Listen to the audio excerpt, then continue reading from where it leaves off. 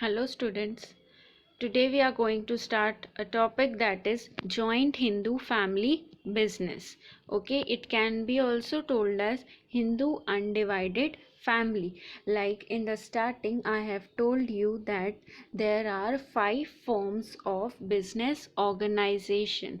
The first one was sole proprietorship. Now the second one is joint Hindu family business.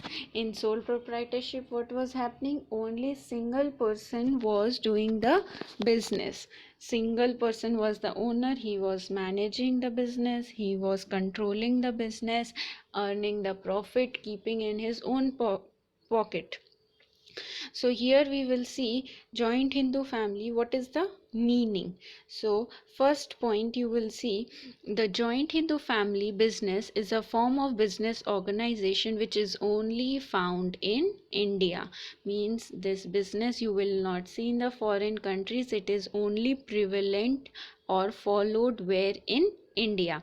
Next comes is, in this forms of business, all the members of the Hindu undivided family owns the business jointly. Now here you can see that in India, a business means a number of like 3 sons are there, so they are only, instead of studying, they are doing the business only. Nowadays people after studying also, if they want to continue their ancestors business, they are continuing. So this is only prevalent where in India, where 2 or 3 sons are there who are becoming the member of that particular business, and they are doing the business. Next comes is, the affairs of the business are managed by the head of the family, who is known as Karta. Now whatever the decisions are to be taken will be taken by single head. That person will be termed as Karta.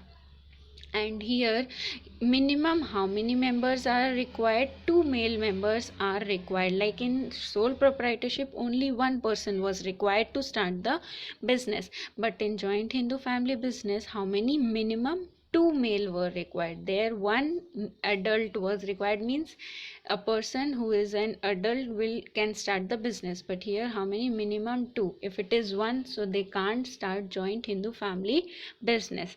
And whatever the property is being there are being of the ancestors. They are not owing that property, they have not earned that property. It is of all ancestors property.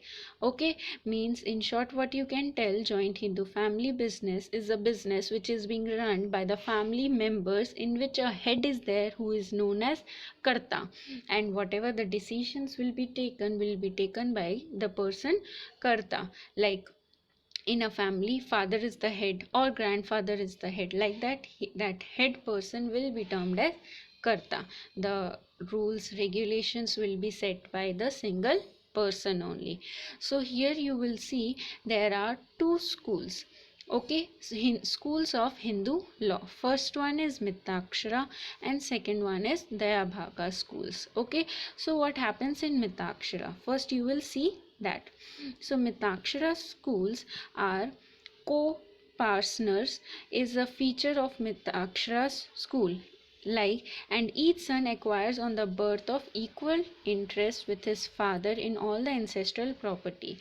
In this school what happens, as soon as the child takes birth in the family, he becomes the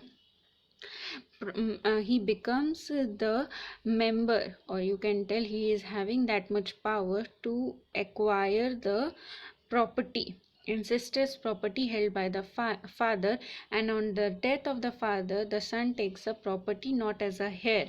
Means heir means as soon as the king dies, his son takes the property. So he is not taking it after the death, but before death of the Karta also, he is having the power to take the property from whom? From the father, but by a surveyorship. Means surveyorship is a law, doctrine of surveyorship is a law in joint Hindu family. A contract is there where it is being told that by birth only the son is having the right to acquire the property, if he wants to acquire the property from his father, which property? Ancestors' property. The essence of co-partners is the community of interest and unity of procession.